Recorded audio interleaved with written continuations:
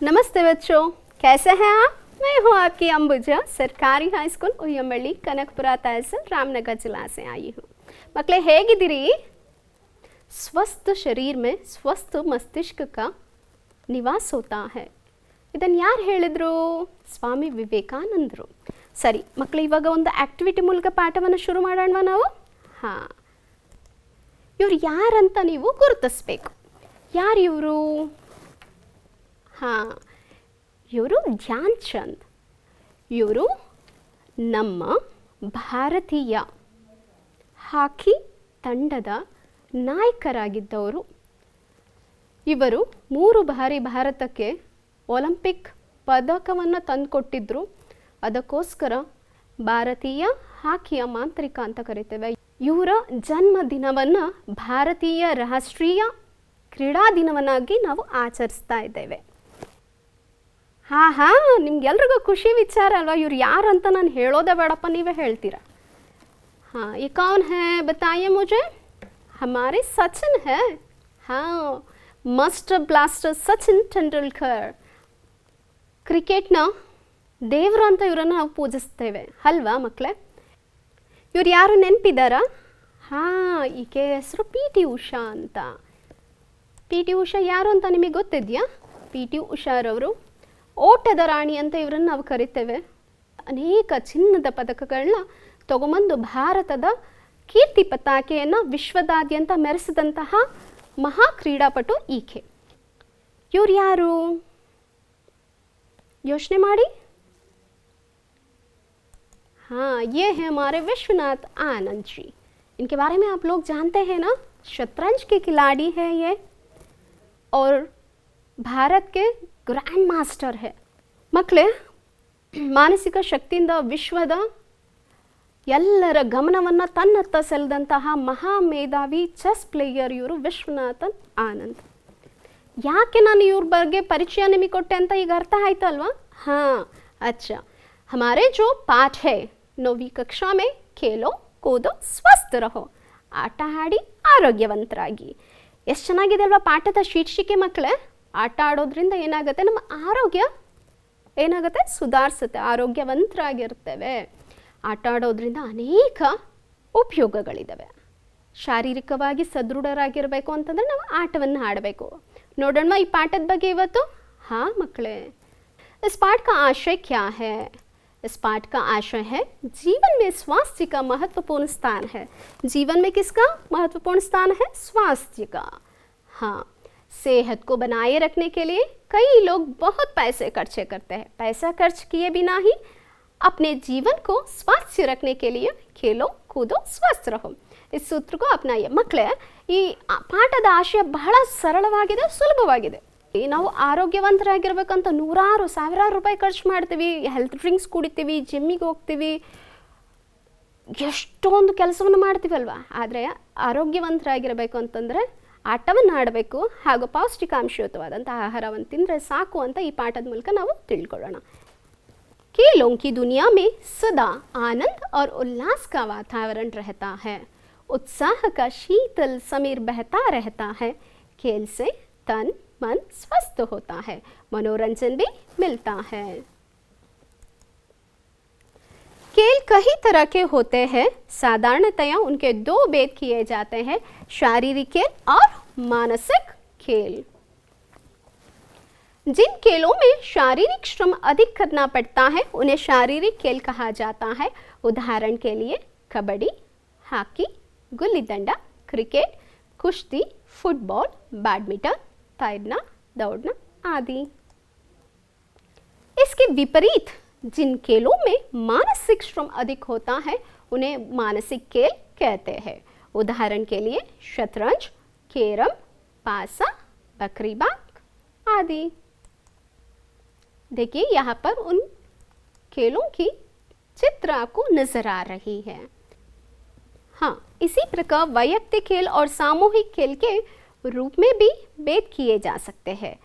वैयक्तिक खेलों में तैरना, दौड़ना, एरोबिक्स, बिलियर्ड्स, शूटिंग, नाव चलाना, छलांग मारना आदि है. अभी इस पाठ के अंतर्गत आए हुए कुछ नए शब्दों का अर्थ हम सीखेंगे.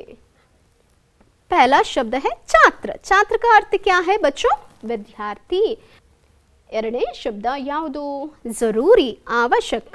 ಕನ್ನಡದಲ್ಲೂ ನಾವು ಇದನ್ನು ಅವಶ್ಯಕತೆ ಅಂತ ಹೇಳ್ತೀವಿ, ಅವಶ್ಯಕ ಅಂತ ಕರಿತೇವೆ. ಶೀತಲ್, ಶೀತಲ್ ಅಂತಂದ್ರೇನು? ಥಂಡ, ಥಣ್ಣನೆಯ. ಸಮೀರ್, ಅವ, ವಾಯು. ಸಮೀರ್ ಅಂತಂದ್ರೆ ಗಾಳಿ. विकास, प्रगति, उन्नति. विकास का अर्थ क्या है? प्रगति, उन्नति. ಕನ್ನಡದಲ್ಲೂ ಪ್ರಗತಿನೇ. ತಲಾಶ್, ತಲಾಶ್ ಅಂತಂದ್ರೇನು? ಢೂಂಢನ ಅಂತಂದ್ರೆ ಹುಡುಕುವುದು ಅಂತ ಅರ್ಥ ಮಕ್ಕಳೇ.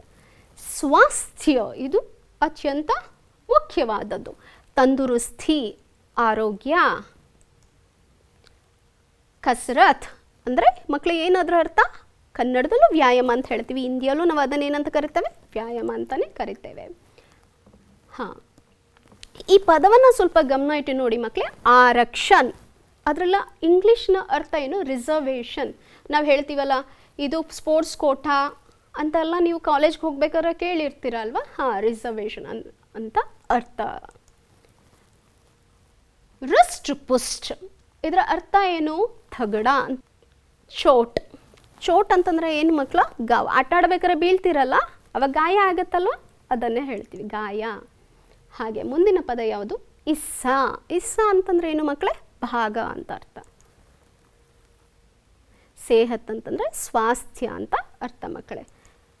ಹಾಗೆ ಮುಂದಿನ ಪದ ಯಾವುದು? ಚಿಂತಾ. ಚಿಂತಾ ಅಂತಂದ್ರೆ ಏನು ಮಕ್ಕಳೇ? ಅದರ ಅರ್ಥ ಪರೇಶಾನಿ. ಸಹಯೋಗ ಅಂತಂದ್ರೆ ಸಹಕಾರ ಅಂತ ಅರ್ಥ. ಹಾಗೆ ಖಾಲಿ ಅಂತಂದ್ರೆ ರಿಕ್ತ.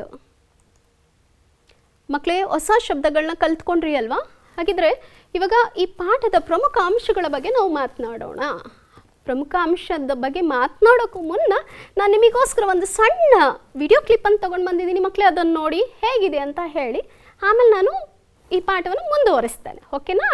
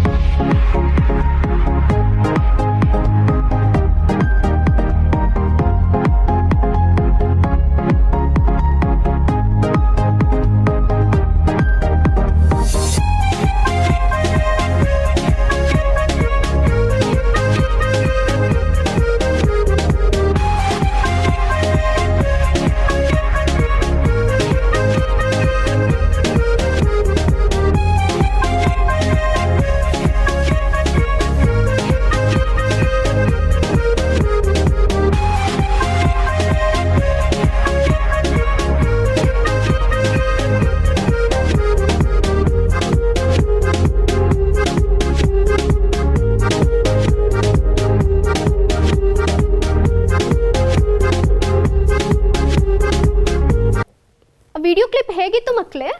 ಅಲ್ಲಿ ನೋಡಿದ ಅಂಶಗಳನ್ನ ನಾವಿಲ್ಲಿ ಮುಖ್ಯ ಅಂಶಗಳಾಗಿ ನೋಡೋಣವಾ? ವಿಡಿಯೋ ನೋಡಿದಾಗ ಬಹಳ ಖುಷಿ ಆಯ್ತಲ್ವಾ ನಿಮಗೆ? ಹಳ್ಳಿಯಲ್ಲಿದ್ದಂತಹ ಮಕ್ಕಳಿಗಂತೂ ಬಹಳ ಸಂತೋಷ ಆಗಿರುತ್ತೆ. ಯಾಕಪ್ಪ ಅಂತಂದ್ರೆ ಅಲ್ಲಿ ನಾವು ನೋಡಿದಂಥ ಎಲ್ಲ ಆಟಗಳು ಆ ಮಕ್ಕಳು ಆಡಿರ್ತಾರೆ. ನಮ್ಮ ಸಿಟಿಯ ಮಕ್ಕಳುಗಳು ಕೆಲವೊಂದು ಆಟವನ್ನು ಆಡಿರ್ತಾರೆ, ಮತ್ತು ಅವರ ಸ್ಕೂಲು ಹಾಗೆ ಅವರ ಫ್ರೆಂಡ್ಸು ಎಲ್ಲ ನೆನಪಾಗಿದೆ ಅಲ್ಲ? ತುಂಬ ಚೆನ್ನಾಗಿತ್ತು ಅಲ್ವಾ ವಿಡಿಯೋ? ಹಾಂ ಮಕ್ಕಳೇ, ಈ ಪಾಠದ ಪ್ರಮುಖ ಅಂಶಗಳನ್ನ ನಾವು ಇವಾಗ ನೋಡ್ತಾ ಹೋಗೋಣ. खेलों की दुनिया में आनंद और उल्लास का वातावरण रहता है. खेलों की दुनिया, आहा, सुनने में बहुत अच्छा लग रहा है ना. खेलों की दुनिया में कैसा होता है? आनंद और उल्लास का वातावरण होता है. ಆನಂದ, ಉಲ್ಲಾಸ, ಸಂತೋಷದ ವಾತಾವರಣ. ಆಟ ಆಡ್ಬೇಕಂತ ಬಹಳ ಖುಷಿ. ಅಮ್ಮ ಊಟಕ್ಕೆ ಹೇಳಿದ್ರು ಸಮೇತ ನಾವು ಊಟ ಮಾಡಲ್ಲ, ಅಮ್ಮ ಇರಮ್ಮ ಒಂದು ನಿಮಿಷ ಆಟ ಆಡಿ ಬಂದುಬಿಡ್ತೀವಿ ಅಂತ ಹೊರಡೋಗ್ತೀವಿ ಅಲ್ವಾ? ಬಹಳ ಖುಷಿ ಆಗುತ್ತಲ್ವ? ಹಾಂ ಮಕ್ಕಳೇ, खेलने से क्या होता है? तन मन स्वस्थ रहता है. खेलने से क्या होता है? तन मन स्वस्थ रहता है. ಆಟ ಆಡೋದ್ರಿಂದ ಏನು ಉಪಯೋಗ? ಹಾಂ, ಆಟ ಆಡೋದ್ರಿಂದ ಶಾರೀರಿಕವಾಗಿ ಮಾನಸಿಕವಾಗಿ ತನ್ ಆರ್ ಮನ್. ತನ್ ಅಂತಂದರೆ ಶರೀರ, ಮನ್ ಅಂತಂದರೆ ಮನಸ್ಸು. ಶಾರೀರಿಕವಾಗಿ ಮಾನಸಿಕವಾಗಿ ನಾವು ಹೇಗಿರ್ತೀವಿ? ಆರೋಗ್ಯವಂತರಾಗಿರ್ತೇವೆ. ಹೌದು. ಇದರಿಂದ ಏನು ಸಿಗುತ್ತೆ? ಮನೋರಂಜನೆಯನ್ನು ಸಿಗುತ್ತೆ. ಇಲ್ಲಿ ನೋಡಿ ಮಕ್ಕಳೇ, ನಿಮ್ಗೆ ಇಷ್ಟ ಆಗಿರೋಂಥ ಆಟದ ಚಿತ್ರಗಳು ಬಂತು. ಅಲ್ಲಿ ಒಂದು ಮಗು ಏನು ಮಾಡ್ತಿದ್ದೆ? ಕುಂಟಬಿಲ್ಲೆ ಆಡ್ತಿದ್ದೆ. ಇಲ್ಲಿ ನೋಡಿದ್ದೀರಾ, ನಾವು ಸಣ್ಣವರಿದ್ದಾಗ ಆಡಿದಂತಹ ಜಾರಬಂಡಿ ಆಟವನ್ನು ನೋಡ್ತಾ ಇದ್ವಿ. ಇಲ್ಲಿ ಸ್ಕಿಪ್ಪಿಂಗ್ ನೋಡ್ತಾ ಇದ್ವಿ. ಇಲ್ಲಿ ಹಾಗೆ ಇನ್ನೊಂದು ಆಟವನ್ನು ನೋಡ್ತಾ ಇದ್ವಿ. ನೋಡಿ, ಇದೆಲ್ಲ ನಾವು ಸಣ್ಣವರಿದ್ದಾಗ ಆಡಿದಂತಹ ಆಟಗಳು. ನೀವು ಆಡ್ತಾ ಇರೋ ಆಟಗಳು ಎಷ್ಟು ಚೆನ್ನಾಗಿದೆ ಅಲ್ವಾ ಮಕ್ಕಳೇ? ಯೋಚನೆ ಮಾಡಿ. ಹಾಂ, ಸಾಧಾರಣತಃ ಏನಕ್ಕೆ ದೋ ವೇದ ಕಿಯೇ ಜಾತೆ. ಸಾಮಾನ್ಯವಾಗಿ ಇದನ್ನು ಎರಡು ಭೇದವನ್ನು ಮಾಡ್ತೇವೆ. ಒಂದು ಯಾವುದು? ಆಟದ ಎರಡು ಪ್ರಕಾರಗಳು. आठ के दो प्रकार है. एक है शारीरिक खेल और दूसरी है मानसिक खेल. पहले ही मैंने बता दिया था तन और मन. हाँ, तन से जुड़ा है शारीरिक खेल और मन से जुड़ा है मानसिक खेल. बहुत सरल है ना बच्चों?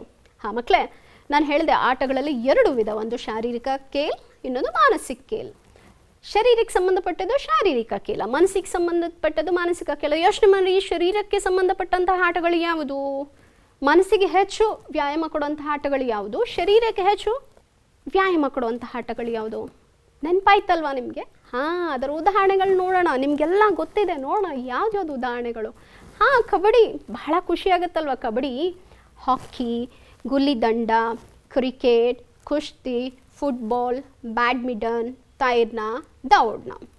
ಎಷ್ಟು ಚೆನ್ನಾಗಿದೆ ಮಕ್ಕಳಲ್ವೇ ಆಟ ಆಡೋದ್ರಲ್ಲಿ? ಶಾರೀರಿಕ ಖೇಲ್ ಇಲ್ಲೆಲ್ಲ ನೀವು ಕಬಡ್ಡಿ ಆಡಬೇಕಾದ್ರೆ, ಹಾಕಿ ಆಡಬೇಕಾದ್ರೆ, ಗುಲ್ಲಿದಂಡ ಅಂತಂದರೆ ಏನು ಹೇಳಿ ಮಕ್ಕಳೇ? ಚಿನ್ನಿ ದಾಂಡು. ನಮ್ಮ ಅಚ್ಚ ಕನ್ನಡದಲ್ಲಿ ಏನಂತ ಹೇಳ್ತೀವಿ? ಚಿನ್ನಿ ದಾಂಡು ಅಂತ ಹೇಳ್ತೀವಿ. ಕ್ರಿಕೆಟ್ ಆಟ, ಕುಸ್ತಿ. ನಮ್ಮ ಮೈಸೂರು ದಸರಾದಲ್ಲಿ ನಾವು ನೋಡ್ತೀವಲ್ಲ, ಕುಸ್ತಿ ಪಟುಗಳನ್ನೆಲ್ಲ ನೋಡ್ತೀವಲ್ಲ ಮಕ್ಕಳೇ, ಎಷ್ಟು ಚೆನ್ನಾಗಿರ್ತಾರಲ್ಲ ಅವರು, ಆರೋಗ್ಯವಂತರಾಗಿರ್ತಾರೆ. ಕುಸ್ತಿ ಆಗ್ಬೋದು, ಅಥವಾ ಫುಟ್ಬಾಲ್, ಹಾಗೆ ಬ್ಯಾಡ್ಮಿಂಟನ್ ಆಡೋದು, ತೈರ್ನ, ದೌಡ್ನ ಓಡೋದು ಅಲ್ವಾ? ನೀವು ಸ್ಕೂಲ್ಗಳಲ್ಲಿ ಭಾಗವಹಿಸ್ತೀರಲ್ವ ಆಟೋಟ ಸ್ಪರ್ಧೆಗಳಲ್ಲಿ? ಹಾಂ, ಇದೆಲ್ಲ ಶರೀರಕ್ಕೆ ಸಂಬಂಧಪಟ್ಟದ್ದು. ಅಂತಂದರೆ ಶರೀರಕ್ಕೆ ವ್ಯಾಯಾಮ ಆಗುವಂತಹ ಆಟಗಳನ್ನ ಇದನ್ನು ಶಾರೀರಿಕ ಆಟಗಳು ಅಂತ ಕರಿತೇವೆ. ಬುದ್ಧಿಗೆ ಹೆಚ್ಚು ಬಲವನ್ನು ಕೊಡುವಂತಹ ಆಟಗಳು ಯಾವುದು ಮಕ್ಕಳೇ? ಶತರಂಜ್, ಚೆಸ್ ಅಂತ ಕರಿತೀವಿ. ಚೆಸ್ ಆಡ್ಬೇಕಾದ್ರೆ ಬಹಳ ಬುದ್ಧಿವಂತಿಕೆ ಮುಖ್ಯ. ಬುದ್ಧಿವಂತಿಕೆ ಇಲ್ಲ ಅಂತಂದರೆ ಚೆಸ್ ಆಟ ಆಡೋಕೆ ನಮ್ಮ ಕೈಲಿ ಆಗಲ್ಲ. ಹಾಗೆ ಕೇರಮ್ ಆಟ ಮನೇಲಿ ಆಡ್ತೀವಲ್ಲ ಮಕ್ಕಳೇ? ನಿಮ್ಮ ಮನೆಯಲ್ಲಿ ಎಲ್ಲರ ಮನೇಲಿ ಕೇರಮ್ ಬೋರ್ಡ್ ಇರುತ್ತಲ್ಲ, ಕೇರಮ್ ಆಟ ಆಡಬಹುದು. ಹಾಗೆ ಪಾಸ, ದಾಯ ಯಾವುದು ನೆನಪಂತ? ಹಾಂ, ನಮ್ಮ ಮಹಾಭಾರತದಲ್ಲಿ ಶಕುನಿ ಮಾಮನ ಹತ್ರ ಇತ್ತಲ್ಲ ಎರಡು ದಾಯಗಳು. आपको समझ में आई बच्चों? खेल के दो प्रकार है, शारीरिक खेल और मानसिक खेल, और उसका उदाहरण भी आप लोगों ने देख लिया है. अच्छा बच्चों, समझ में आएंगे ना? अब आगे जाएंगे. हाँ देखिए, तो कबड्डी है ना, अभी मैंने आपको इसके बारे में बताया ना. देखो कबड्डी कितनी अच्छी लग रही है ना. वहाँ पे खिलाड़ियाँ खेल रहे. ಕಬಡ್ಡಿ ನೋಡಿದಿರಲ್ವ ಮಕ್ಕಳೇ? ಕಬಡ್ಡಿ ಆಟವನ್ನು ಎಷ್ಟು ಚೆನ್ನಾಗಿ ಆಡ್ತಾ ಇದ್ರಲ್ಲ. ಇಲ್ಲಿ ಹೆಣ್ಮಕ್ಳು ಆಡ್ತೀರಿ, ಗಂಡು ಮಕ್ಕಳು ಆಡ್ತವೆ. ಇದು ಗುಂಪು ಆಟ. ಮುಂದೆ ನೋಡಿ ಹಾಕಿ. ಹೌದು, ಇದು ನಮ್ಮ ರಾಷ್ಟ್ರೀಯ ಆಟ, ನಮ್ಮ ಭಾರತದ ರಾಷ್ಟ್ರೀಯ ಆಟ ಹಾಕಿ. ಇದರ ಮುಖ್ಯ ಆಟಗಾರರಾದಂಥ ಧ್ಯಾನ್ ಚಂದ್ ಅವರ ಹೆಸರಿನಲ್ಲಿ ನಾವೇನು ಮಾಡ್ತಿದ್ದೀವಿ? ಹಾಂ, ಖೇಲ್ ದಿವಸನ ಆಯೋಜನೆ, ಅವರ ಹುಟ್ಟಿದಬ್ಬವನ್ನು ಖೇಲ್ ದಿವಸವಾಗಿ ನಾವು ಏನು ಮಾಡ್ತೀವಿ? ಆಚರಣೆ ಮಾಡ್ತೇವೆ. ಆ ಆಟಗಾರನಿಗೆ ನಾವು ಕೊಡುತ್ತಾ ಇರುವಂತಹ ಗೌರವ. ಗುಲ್ಲಿ ದಂಡ. ನಾನು ಹೇಳಿದೆ ಹಳ್ಳಿಗಳಲ್ಲಿ साधारणವಾಗಿ ಆಡುವಂಥ ಆಟ ಇದು ಯಾವುದು? गुल्ली डंडा, चिन्नी दांड. अच्छा बच्चों, आप लोगों को पता है ना, सचिन, द्रविड़, तेंदुलकर, हमारे अनिल कुंबले के विराट कोहली हमारे इंडियन टीम के कैप्टन. अच्छा बच्चों, देखिए कैसे लग रहा है. चक दे इंडिया, ಚಕ್ ದೆ ಇಂಡಿಯಾ. ಮಕ್ಕಳೇ, ಆ ಕಾಮೆಂಟ್ರಿ ಕೇಳ್ತಾ ಇದ್ದ ಖುಷಿ ಆಗುತ್ತಲ್ವಾ? ಹಾಂ, ಇದೆಲ್ಲ ಶಾರೀರಿಕ ಆಟಗಳು ಮಕ್ಕಳೇ. ನಾನು ಈಗಷ್ಟೇ ನಿಮ್ಗೆ ಹೇಳಿದೆ ಮೈಸೂರು ದಸರಾ ಕುಸ್ತಿ ಬಗ್ಗೆ ನಾನು ನಿಮ್ಗೆ ಹೇಳಿದೆ ಅಲ್ವಾ? ನೋಡಿ, ಅಲ್ಲಿ ಇಬ್ಬರು ಕುಸ್ತಿಪಟುಗಳು ಎಷ್ಟು ಚೆನ್ನಾಗಿ ಕುಸ್ತಿಯನ್ನು ಮಾಡ್ತಾ ಇದ್ದಾರೆ ಮಕ್ಕಳೇ. ಇದನ್ನು ಇನ್ನೊಂದು ಹೊಸ ಅದರ ಆವಿಷ್ಕಾರ ಅಥವಾ ರೂಪ ಅಂತಂದರೆ ನಮ್ಮ ಸಣ್ಣ ಮಕ್ಕಳಿಗೆ ವ್ರೆಸ್ಲಿಂಗ್, ವರ್ಲ್ಡ್ ರೆಸ್ಲಿಂಗ್ ಫೆಡರೇಷನ್ ನೋಡಿದ್ದೀರಲ್ಲ, WWF, WWE ಅಂತಂದ್ರೆ ಮಕ್ಕಳು ಕುಣಿತಾ ಇರ್ತಾರೆ ಅಲ್ಲ? ಹಾಂ, ಅದರ ಇನ್ನೊಂದು ರೂಪ ಮಕ್ಕಳು. ಎಷ್ಟು ಚೆನ್ನಾಗಿದೆ ನೋಡಿ ಈ ಆಟ. ಬಹಳ ಸಂತೋಷ ಆಗುತ್ತೆ ಈ ಆಟಗಳನ್ನ ಆಡಬೇಕಾದ್ರೆ. ಹೊಂದಾಣಿಕೆ ಮಕ್ಕಳಲ್ಲಿ ಏನು ಬೆಳೆಯುತ್ತೆ? ಹೊಂದಾಣಿಕೆ ಗುಣ ಬೆಳೆಯುತ್ತೆ. ಬ್ಯಾಡ್ಮಿಂಟನ್, ಅಲ್ಲಿ ಸೈನಾ नेहवालನ ನಾವು ನೋಡಿದ್ವಿ. ಹಾಗೆ ಇಲ್ಲಿ ನೋಡಿ ಈಜು. जो आपको पहले ही मैंने दिखाया था एक फ़ोटो, वहाँ पर जो है मैडम, यहाँ पर जो है ये है PT उषा. ನಾವು ಹೇಳ್ತೀವಿ ಓಟದ ರಾಣಿ, ಚಿನ್ನದ ರಾಣಿ ಅಂತ ಕರಿತೀವಿ. और यहाँ पर जो है मिल्खा सिंह है. हाँ, कितने अच्छे हैं ना? ये तो हमारे भारत के सर्वश्रेष्ठ खिलाड़ी यहाँ है. अच्छा बच्चों, खेल के और एक प्रकार है वैयक्तिक और सामूहिक गेम. वैयक्तिक और सामूहिक, अभी मैंने आपको बताया था सामूहिक खेल के बारे में. अच्छा बच्चों, देखेंगे. हाँ, थाइरना अभी मैंने आपको दिखाया ना, थाइरना और दौड़ना, तीर चलाना. तीर चलाना ಅಂತಂದ್ರೆ ಏನು ಮಕ್ಕಳೇ? ಅರ್ಜುನ ಏಕಲವ್ಯನ ಬಗ್ಗೆ ನಿಮಗೆ ಗೊತ್ತಿದೆ ಅಲ್ವಾ? ಹಾಂ, ಅರ್ಜುನ ಏಕಲವ್ಯ ಏನು ಮಾಡ್ತಾಯಿದ್ರು? ಸರ್ವಶ್ರೇಷ್ಠ ಧನುರ್ಧರರಾಗಿದ್ದರು. ಹಾಂ, ತೀರ್ ಚಲನ ಅಂತಂದರೆ ಬಾಣ, ಬಿಲ್ಲು ಬಾಣ ಬಿಡೋದು. ಹಾಗೆ ಬಿಲಿಯರ್ಡ್ಸ್, ಶೂಟಿಂಗ್, ನಾವ್ ಚಲಾನ. ನಾವ್ ಚಲಾನ ಅಂತಂದರೆ ಏನು ಮಕ್ಕಳೇ? ನಾವ್ ಚಲಾನ ಅಂತಂದರೆ ಏನಪ್ಪ ಅಂತಂದರೆ ಬೋಟಿಂಗ್. ಅದೇ ರೀತಿ ಛಲಾಂಗ್ ಮಾರ್ನ, ನಾನು ಹೇಳಿದೆ ಈಗಷ್ಟೇ, ಐ ಜಂಪು, ಲಾಂಗ್ ಜಂಪು, ಛಲಾಂಗ್ ಮಾರ್ನ, ಇದೆಲ್ಲ ಏನಾಗುತ್ತೆ? ವೈಯಕ್ತಿಕ ಆಟಗಳಲ್ಲಿ ಬರುತ್ತೆ. ಹಾಗಿದ್ರೆ ಸಾಮೂಹಿಕ ಆಟಗಳಲ್ಲಿ ಯಾವುದಿದೆ? Volleyball, cricket, football, kabaddi, badminton. ಇದನ್ನು ಗ್ರೂಪ್ ಗೇಮ್ಸ್ನಲ್ಲಿ ನಾವು ನೋಡ್ತೀವಿ ಮಕ್ಕಳೇ. ಇಲ್ಲಿ ನೋಡಿದ್ದೀರಿ, ಅಲ್ಲಿರೋ ಚಿತ್ರ ಯಾವುದು? ಬಿಲಿಯರ್ಡ್ಸ್ ಆಟ ಆಡ್ತಾ ಇರೋವಂತಹ ಚಿತ್ರವನ್ನು ನಾವು ನೋಡ್ತಾ ಇದ್ದೇವೆ. ಇವರು ಶೂಟಿಂಗ್, ನಮ್ಮ ಇಂಡಿಯಾದ ಸರ್ವಶ್ರೇಷ್ಠ ಕ್ರೀಡಾಪಟುಗಳನ್ನು ನಾನು ಇಲ್ಲಿ ನಿಮಗೆ ತೋರಿಸ್ತಾ ಇದ್ದೇನೆ. ಗಮನ ಇಟ್ಟು ನೋಡಿ, ಅವರ ಹೆಸರುಗಳನ್ನ ನೀವು ಬರ್ಕೊಳ್ಬೇಕಾಗುತ್ತೆ. ನೀವೇ ಸ್ವತಃ ಯೋಚನೆ ಮಾಡಿ ಬರೀರಿ. ಮೂರನೇ ಆಟ ಯಾವುದಪ್ಪ ಅಂತಂದರೆ ನಾವ್ ಚಲಾನ. ನಾವ್ ಚಲಾನ ಅಂತಂದರೆ ಏನು ಮಕ್ಕಳೇ? ಬೋಟಿಂಗ್, ದೋಣಿ ಚಲಾಯಿಸೋದು. ಇದು ನೋಡಿ ಛಲಾಂಗ್ ಮಾರ್ನ, ಜಂಪ್. ಇದು ವಾಲಿಬಾಲ್. ವಾಲಿಬಾಲ್ ಎಲ್ಲ ಆಡ್ತಾರೆ ಮಕ್ಕಳೇ? ಸ್ಟೇಡಿಯಂ ಒಳಗಡೆ. ಕಬಡ್ಡಿ, ಇದು ನಮ್ಮ ಗ್ರಾಮೀಣ ಕ್ರೀಡೆ ಕಬಡ್ಡಿ ಅಲ್ವಾ? ಹಳ್ಳಿಗಳೇ ಜಾಸ್ತಿ ಹೆಚ್ಚಾಗಿ ಆಡುವಂತಹ ಆಟ ಯಾವುದು? ಕಬಡ್ಡಿ. ಸಣ್ಣ ಮಕ್ಕಳಿಂದ ಹಿಡಿದು ದೊಡ್ಡವರವರೆಗೂ ಎಲ್ಲರೂ ಆಡ್ತೀವಿ. ಕಬಡ್ಡಿ ಅಂದರೆ ಬಹಳ ಇಷ್ಟ ಆಗುತ್ತೆ ಅಲ್ವಾ ಮಕ್ಕಳೇ? ಇಲ್ಲಿ ಬರ್ತಾ ಇರೋಂತಹ ಚಿತ್ರಗಳನ್ನ ಸ್ವಲ್ಪ ನೋಡಿ. ಇದು ಒಂದು ನ್ಯೂಸ್ ಪೇಪರ್ನ ಕಟಿಂಗ್ಸ್ನ ನಾನು ನಿಮಗೆ ಮುಂದೆ ತಂದಿದ್ದೇನೆ. अच्छा देखिए, the teens who are all set to shine in Russia. ಮಕ್ಕಳೇ, ಈ टीनेज ಅಂತಂದರೆ अंडर 18, बिलो 18, 18 साल से कम उम्र के जो खिलाड़ी यहाँ पे जो है वो रशिया जाने के लिए तैयार है.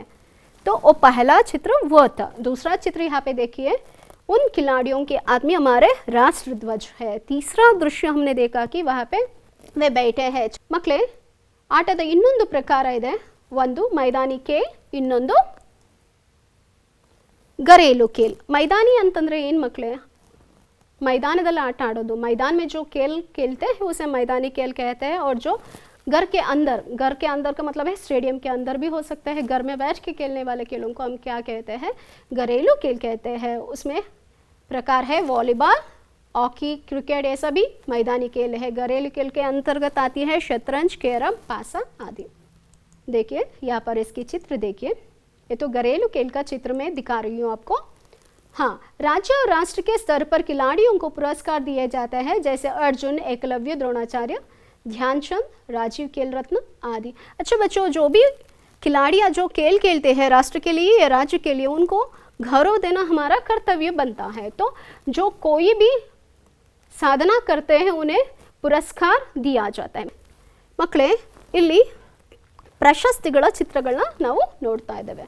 देखिए यहाँ पे राजीव खेल रत्न, ध्यानचंद, एकलव्य, द्रोणाचार्य, अर्जुन प्रशस्ति, ये सब हम देख रहे हैं। ಮಕ್ಕಳೇ ಅನೇಕ ಪ್ರಶಸ್ತಿಗಳನ್ನ ಇಲ್ಲಿ ನಾವು ನೋಡ್ತಾ ಇದ್ದೇವೆ। ಇದಕ್ಕೂ ಮುಂಚೆ ಒಂದು ವಿಡಿಯೋ ಕ್ಲಿಪ್ ಅನ್ನು ನಾವು ನೋಡ್ತೇವೆ।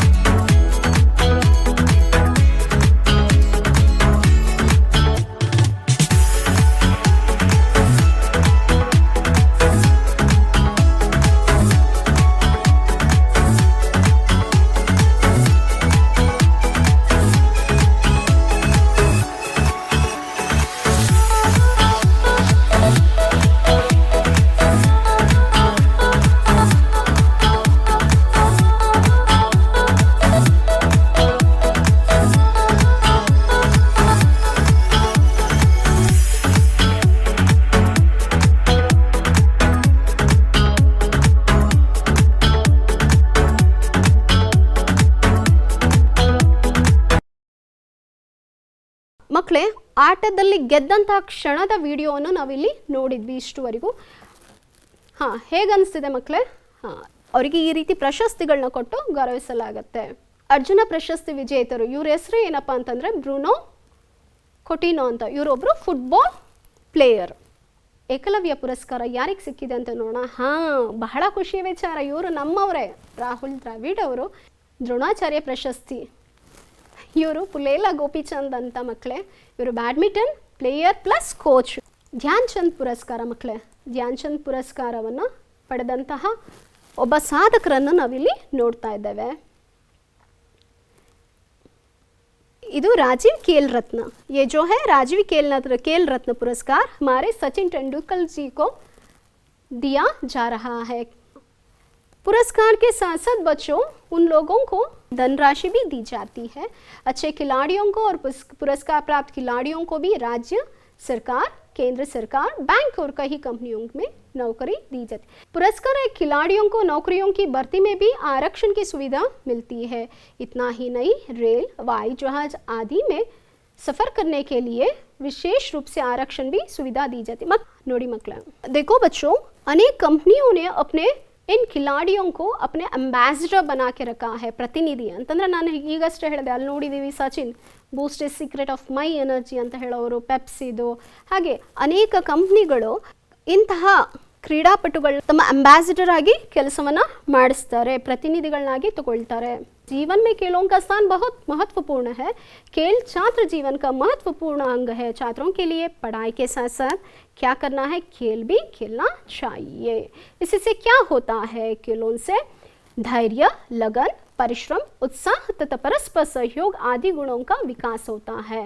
ಹಾಂ ಮಕ್ಕಳೇ, ಆಟ ಆಡೋದ್ರಿಂದ ಏನು ಉಪಯೋಗ ಅಂತ ನಾನು ಈಗಷ್ಟೇ ನಿಮಗೆ ಅನೇಕ ಉದಾಹರಣೆಗಳ ಸಮೇತ ಹೇಳ್ತಾ ಬಂದೆ। ಇದರಿಂದ ಏನಾಗುತ್ತೆ, ಧೈರ್ಯ ಬರುತ್ತೆ, ಪರಿಶ್ರಮ, ಉತ್ಸಾಹ ಇದೆಲ್ಲ ಬಿಲ್ಡ್ ಆಗುತ್ತೆ। ಮತ್ತು ನಾವು ಆಟ ಆಡಬೇಕಾದ್ರೆ ತನ್ಮಯತೆಯನ್ನು ಧ್ಯಾನದಿಂದ ನಾವೇನು ಮಾಡಬೇಕು, ಆಟ ಆಡಬೇಕಾಗುತ್ತೆ। ಇದರಿಂದ ನಮಗೆ ಓದೋದಕ್ಕೂ ಬಹಳ ಸುಲಭ ಆಗುತ್ತೆ। बच्चों में जो खेल की प्रवृत्ति जो है उसे बढ़ाने के लिए, बढ़ोतरी देने के लिए बच्चों को एक खेल दिवस का आयोजन स्कूलों में करते हैं। मकले इवर यारो बच्चों, ये कौन है? ये है हमारे नेहरू जी। हमारे देश में खेलों का विकास एवं उन्हें विश्व स्तर पर लाने का श्रेय प्रधानमंत्री जवाहरलाल नेहरू को विशेष योगदान है। नेहरू जी को खेलों में विशेष रुचि थी। मಕ್ಕಳೇ, ನೆಹರು ಅವರಿಗೆ ಆಟಗಳಲ್ಲಿ ಬಹಳ ಆಸಕ್ತಿ ಇತ್ತು। ಅಂತಾರಾಷ್ಟ್ರೀಯ ಮಟ್ಟದಲ್ಲಿ ಭಾರತದ ಕ್ರೀಡಾಪಟುಗಳನ್ನ ಕೊಂಡೊಯ್ಯುವಂತಹ ಶ್ರೇಯಸ್ಸು ಅಥವಾ ಗೌರವ ಇವರಿಗೆ ಸಲ್ಲತ್ತೆ। ಇದು ನೆಹರು ಸ್ಟೇಡಿಯಂ, ನಮ್ಮ ಬೆಂಗಳೂರಿನಲ್ಲಿ ಒಂದು ಸ್ಟೇಡಿಯಂ ಇದೆ, ಯಾವುದು? ಕಂಠೀರವ ಒಳಾಂಗಣ ಕ್ರೀಡಾಂಗಣ। 1951ರಲ್ಲಿ ಭಾರತದಲ್ಲಿ ನೆಹರೂರವರು ಆಯೋಜಿಸೋದ್ರ ಮೂಲಕ ಆಟಗಳಿಗೆ ಅವ್ರು ಏನು ಮಾಡ್ತಾರೆ, ಹೆಚ್ಚಿನ ಪ್ರಾಶಸ್ತ್ಯವನ್ನು ಕೊಡ್ತಾರೆ ಮಕ್ಕಳೇ. अच्छा बच्चों, नेहरू के अनुसार खेल कैसे होना चाहिए? नेहरू जी के अनुसार खेल को खेल की भावना से ही खेलना चाहिए. ಆಟವನ್ನು ಆಟದ ದೃಷ್ಟಿಕೋನ, ಸ್ಪೋರ್ಟ್ಸ್ ಮ್ಯಾನ್ ಸ್ಪಿರಿಟ್ ಅಂತ ನಾವು ಏನು ಕರಿತೀವಿ ಅದು ಎಲ್ಲರಲ್ಲೂ ಇರಬೇಕು. ಆಟವನ್ನು ಆಟವಾಗೇ ತಗೊಳ್ಬೇಕು. अच्छा देखो बच्चों, गांधी जी के अनुसार स्वास्थ्य के लिए व्यायाम आवश्यक मानते हैं. तो व्यायाम की एक अंग ही है, क्या है, हमारी ये जो खेल है. ಗಾಂಧೀಜಿಯವ್ರ ಪ್ರಕಾರ ಆರೋಗ್ಯವಂತರಾಗಿರಬೇಕು ಅಂತಂದ್ರೆ ವ್ಯಾಯಾಮ ಮಾಡಬೇಕು. ವ್ಯಾಯಾಮದ ಒಂದು ಅಂಗ ಅಂತ ನಾವು ಆಟವನ್ನು ಪರಿಗಣಿಸ್ಬೋದಲ್ವ ಮಕ್ಕಳೇ? ಹೌದು, ಹಾಂ, ಎಷ್ಟು ಚೆನ್ನಾಗಿದೆ ಅಲ್ವಾ? खेलों द्वारा हम नाम के साथ साथ धन भी कमा सकते हैं और स्कूलों में खेल दिवस का आयोजन होता है क्योंकि बच्चों को स्वस्थ रहना अत्यंत आवश्यक है. ಮಕ್ಕಳೇ, ಶಾಲೆಗಳಲ್ಲಿ ಸ್ಪೋರ್ಟ್ಸ್ ಡೇನ ಇಟ್ಟುವಂತಹ ಉದ್ದೇಶ ಏನಪ್ಪ ಅಂತಂದರೆ ಮಕ್ಕಳಲ್ಲಿ ಬರೀ ಓದೋದ್ರು ಅಲ್ಲ, ಮಕ್ಕಳ ಸರ್ವತೋಮುಖ ಬೆಳವಣಿಗೆಗೋಸ್ಕರ ನಮಗೆ ಆಟನೂ ಅತ್ಯಂತ ಅವಶ್ಯಕ. स्वामी विवेकानंदर उक्ति ನಾನು ನಿಮಗೆ ಮುಂಚೆನೇ ಹೇಳಿದ್ದೇನೆ, ಸ್ವಸ್ಥ ಶರೀರ में स्वस्थ मस्तिष्क का निवास होता है. हाँ ಮಕ್ಕಳೇ, ಎಷ್ಟು ಚೆನ್ನಾಗಿತ್ತು ಅಲ್ವಾ ಈ ಪಾಠ? ಹಾಗೆ ಮಕ್ಕಳೇ, खेलों की दुनिया कैसी है? खेलों की दुनिया कैसी है बच्चों? खेलों की दुनिया में सदा आनंद और उल्लास का वातावरण रहता है. व्यक्तिगत खेलों के उदाहरण दीजिए. तैरना, दौड़ना, तीर चलाना, नाव चलाना, छलांग मारना, बिलियर्ड्स, शूटिंग आदि जो है व्यक्तिगत खेल है. हम हृष्ट पुष्ट कैसे बन सकते हैं? खेलों से हमारे अंगों की कसरत होती है, इससे हृष्ट पुष्ट बनते हैं. अच्छा बच्चों, खेलों से क्या लाभ है? खेलों से तन मन स्वस्थ होता है. छात्रों में धैर्य, लगन, परिश्रम, उत्साह, परस्पर सहयोग आदि गुणों का विकास होता है. नाम के साथ साथ धन भी कमा सकते हैं. अच्छा बच्चों, यहाँ पे आपके लिए एक एक्टिविटी है. देखिए, एक यहाँ पे बहुत सारे खेलों की सामग्री है. आप लोगों को बताना है एक कौन सी गेम है. पहला कौन सा है बताइए मुझे? गुल्ली डंडा. हाँ हाँ, आपने ठीक कहा. दूसरा कौन सी है? ಬ್ಯಾಡ್ಮಿಂಟನ್. ತೀಸರಾ है ಸ್ಥೋಲಿಯಾ. ನಮ್ಮ ಕನ್ನಡದಲ್ಲಿ ಹೇಳ್ತೀವಿ, ಅಚ್ಚ ಕನ್ನಡದಲ್ಲಿ ಲಗೋರಿ ಆಟ ಅಂತ ಹೇಳ್ತೀವಲ್ಲ ಮಕ್ಕಳೇ, ಅದು. अच्छा, चौथा कौन सा है बताइए? हाँ, आपने सही कहा, शतरंज. हाँ, पांचवा कौन सा है? शटल बैडमिंटन है. अच्छा, चौथा हो गया. अभी खोनियली बास्केटबॉल. यहाँ पे अनुरूपता प्रश्न दिया जा रहा है, देख लीजिए. अच्छा, शतरंज जो है मानसिक खेल है, तो बैडमिंटन कौन सा खेल है? शारीरिक खेल.